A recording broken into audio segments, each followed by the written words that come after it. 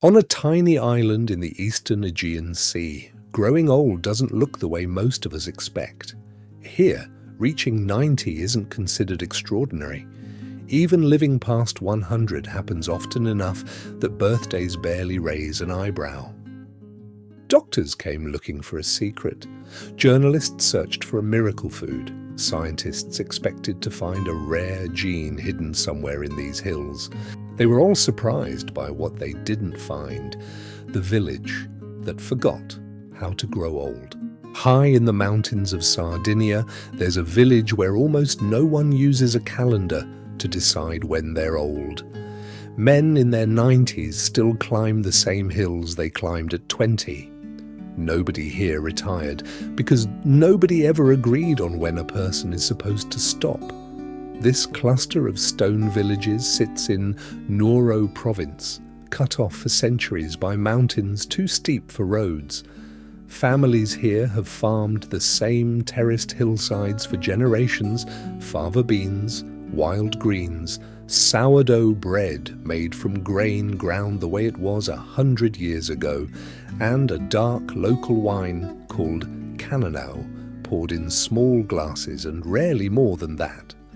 In 1943, demographers cross-referencing centenarian birth records circled this exact region on a map in blue ink. That's where the name Blue Zone comes from. This was the original one. It sounds almost too tidy. A village where people simply don't get old the way the rest of us do. And scientists have pushed back hard on that story. Researchers who dug into the records of other so-called blue zones found birth certificate errors, pension fraud, even simple miscounted ages, and warned that some longevity hotspots might be more myth than miracle. So, is Sardinia one of them? Its records have held up under scrutiny in a way some other blue zones haven't, which is exactly why researchers keep coming back, decades later, to figure out what's actually happening here. Nobody in this village has a gym membership, but carrying tools uphill, tending animals and walking to a neighbour's house isn't incidental. It's constant, low-intensity movement spread across the entire day.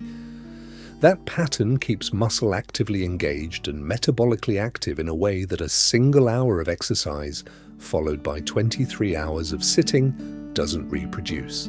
The daily food here was never designed as a health plan. It's just what the land provided. Legumes and greens by default, meat saved for celebrations, bread made through a slow fermentation process that lowers its impact on blood sugar compared to bread made fast. None of it was engineered. It was just the only option for a very long time. Households here are still multi-generational by default. Grandparents aren't relocated, they're needed. And that constant social integration does something measurable. Chronic loneliness behaves in the body almost like chronic low-grade stress, keeping inflammation markers elevated for years. A dinner table with 3 generations at it isn't just tradition, it's a daily dose of the opposite. The protocol: build your own blue zone. Shift movement into your errands, not just your workouts. Walk the trip you'd normally drive. Take the stairs you'd normally skip. Make legumes and greens the default on your plate, and meet the occasional guest, not the anchor of every meal.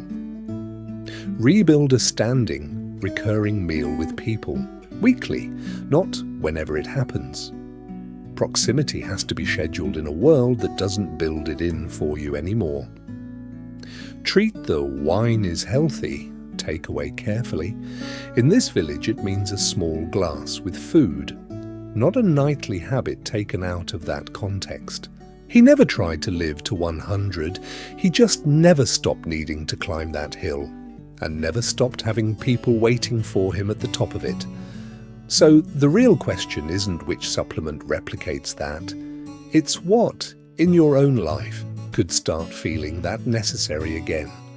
Maybe the answer isn't a place at all. Maybe it's a hill you stopped climbing, or a table that used to be fuller than it is now. If this village made you think about that, even for a second, That's the whole reason this channel exists. Every week, we go looking for another place, another people, another piece of the puzzle of why some of us thrive and some of us just get by. Next week, we go to an island where the local language has no word for retirement and where that missing word might explain more than any study we've found yet. Subscribe if you want to be there when we find it.